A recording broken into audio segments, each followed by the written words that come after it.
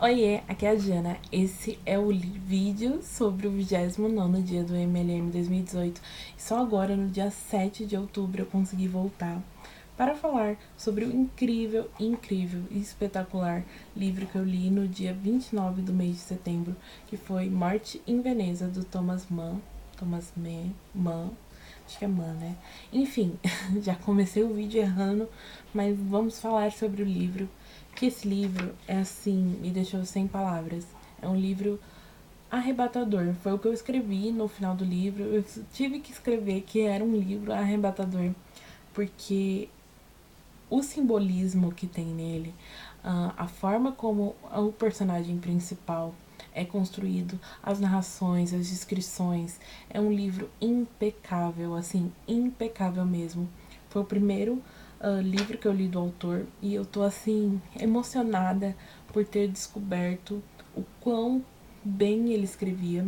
Por muitos, Morte em Veneza é considerada a obra-prima do autor, tanto e também a Montanha Mágica, né, que é um dos mais relevantes, mas Morte em Veneza sempre tem um destaque por ser assim a obra-prima do autor, o que ele mostra mais vivamente o seu talento, e dá para perceber muito isso nesse livro, apesar de ele ter apenas 94 páginas, mas isso não é nenhum demérito, porque esse livro é tão bom, mas tão bom, mas tão bom, que você termina com um gostinho de quero mais, você termina assim, sabe, satisfeito, você termina como se você tivesse percorrido um caminho longo, mas que você tivesse se divertido o tempo inteiro nesse caminho, com que você tivesse ganhado muito ao ler esse livro. Eu me sinto assim, que eu ganhei muito ao ler esse livro.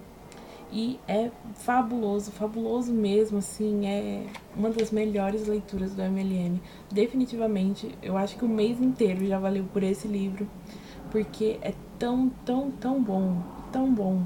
Eu comecei a ler, eu não conseguia largar, eu queria saber o que ia acontecer, e a forma, como eu falei, né, a forma como é descrito, a forma como o livro em si é escrito, a escolha de palavras, tudo é incrível. Esse livro faz parte da literatura alemã, né, o Thomas Mann era alemão, e nossa, que livro maravilhoso. Eu espero que eu não tenha falando besteira, ele era alemão, né? Enfim, não pesquisei muito sobre isso. Até é bom deixar bem claro que esse não é um vídeo resenha, é só um comentário de leitura, né? Todos esses vídeos do MLM são comentários de leituras, então é uma coisa assim mais superficial. E vamos falar sobre a história, né? Porque eu nem comecei a falar sobre a história. O livro vai contar a história do Gustav Aschenbach, enfim, desse sobrenome impronunciável. Então vamos chamá-lo de Gustav para facilitar um pouco as coisas. E ele é um escritor que já tem um reconhecimento, ele está em uma idade já avançada, não é revelado exatamente qual é a idade dele, mas dá-se a entender que já é uma idade avançada. E ele é super famoso, ele vive bem, ele dispõe de condições financeiras para viver tranquilamente e sossegado, e ele passa os dias se dedicando à sua obra, às coisas que ele está escrevendo, até que um belo dia ele sente como se estivesse preso num bloqueio criativo. Acho que é bem isso.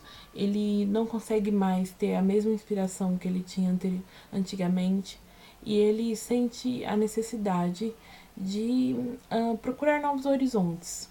E ele sente essa necessidade depois de ter um encontro assim meio sinistro com uma figura bem macabra na porta, dentro de um cemitério do lugar onde ele vivia. E ele sente essa necessidade de fuga, essa necessidade de procurar novos horizontes, um lugar mais tranquilo, um lugar mais inspirador até. E ele pensa em Veneza, não inicialmente, mas acontece algumas outras coisas, mas ele acaba tendo como destino final Veneza. E é nessa parte que o título do livro fica bem sugestivo, porque você sabe que tem morte em Veneza. Aí a grande questão seria de quem é essa morte, né? Então todo esse caminho até essa morte é muito, muito interessante. E quando ele chega em Veneza, ele está hospedado em um hotel, e ele acaba avistando um garoto jovenzinho, o Tadzu, e que ele é descrito por ele como sendo quase como um anjo na Terra, que ele tem uma beleza assim extraordinária. Ele é de uma família polonesa, então ele não consegue entender bem o que eles falam ou quais são suas preferências, mas ele fica encantadíssimo com a beleza do garoto e ele começa a criar uma obsessão que chega até a um certo ponto ser doentia. Ele fica literalmente obcecado por esse garoto. Ele começa a viver em função do que esse garoto faz, no sentido de que ele fica stalkeando ele, né? Ele vai pra praia na hora que o garoto geralmente costuma aparecer. Ele chega a ficar perto do quarto da porta do quarto desse garoto, só para sentir-se um pouco mais perto. Mas isso, essa relação, essa coisa de essa aproximação, ela nunca se concretiza. É extremamente platônico, né? Ele acho que ele mal troca palavra nenhuma com esse garoto. Ele só o endeusa, o embeleza, o coloca num pedestal. E é muito interessante essa construção, porque você consegue ver que o escritor tem um lado pedófilo, né? Porque afinal é um garoto que ele tá se interessando, é uma relação homossexual. Então, nem são coisas que nem ele mesmo sabia que existiam dentro dele, que começam a desabrochar, mas tudo platonicamente, né? Mas você começa a ver vários indícios de muitas coisas e ele até esquece um pouco de sua obra, que antes era o seu objetivo de vida central, era sua grande paixão, e todo esse amor, toda essa força passa para admirar esse jovenzinho.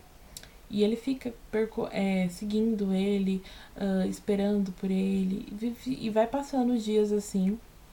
E enquanto isso, nesse meio tempo, ele percebe que as pessoas do local onde eles estão começam a viajar muito, tá tendo, muita gente tá indo embora, os hóspedes do hotel estão indo embora, e que as pessoas da cidade estão meio vagas, estão meio estranhas, e tem um cheiro muito forte vindo da cidade inteira. E ele não consegue saber de onde é esse cheiro, então tem toda essa questão de o que seria essa morte, o que é essa morte chegando, rondando a cidade, esse cheiro tão pronunciado rondando a cidade. A questão do garoto, dessa obsessão dele pelo garoto, que ele tá esquecendo de tudo da vida dele para ficar perseguindo esse rapaz. Então são vários elementos que tem no livro que trazem, que no fim fazem todos fazem muito sentido, todos se conectam. E é surpreendente a forma como o livro termina, a forma como os enredos se encontram e se concluem, né? É muito bonito e arrebatador. Eu acho que essa é a palavra perfeita para descrever esse livro, e a experiência de ler esse livro é um livro arrebatador. Ele mexe muito com você, ele dá margem, pelo menos me deu margem a muitas reflexões. E, como eu disse, é um livro de símbolos, né? Tem muitos símbolos que se repetem. Por exemplo, chapéus de palha, um chapéu de palha grande, que aparece em algumas passagens do livro. A questão de frutas frescas, morangos principalmente, que tem toda um significado especial, mas é melhor nem falar muito sobre isso para não dar nenhum spoiler.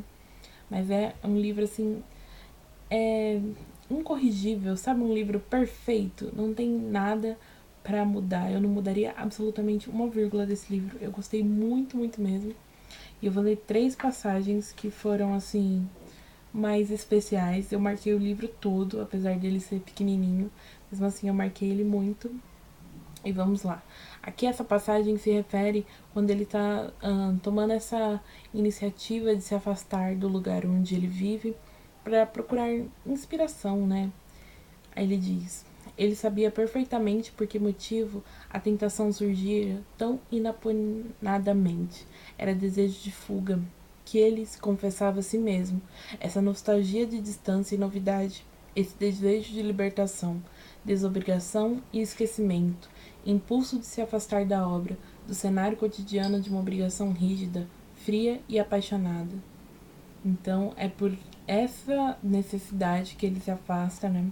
bem interessante. Dá para você observar na construção do parágrafo o talento do Thomas Mann, né? É, assim, estonteante.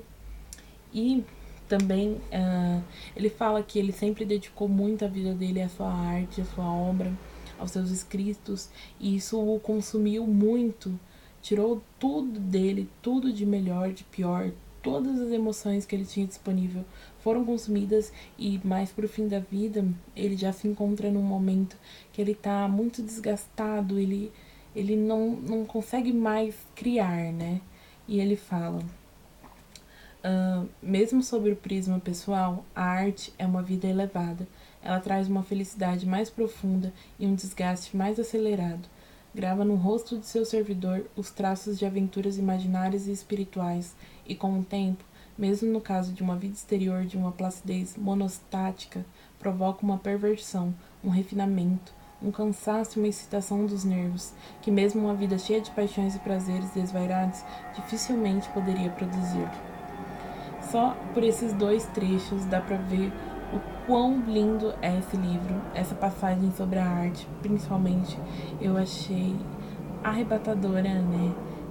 Linda, linda, tristemente linda, ou lindamente triste. Enfim, esse livro tá muito mais do que recomendado.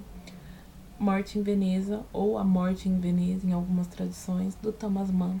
Maravilhoso, louquíssima para ler outras obras do autor. Eu amei, e essa foi a minha leitura do 29º dia do MLM 2018. Até o próximo vídeo. Tchau!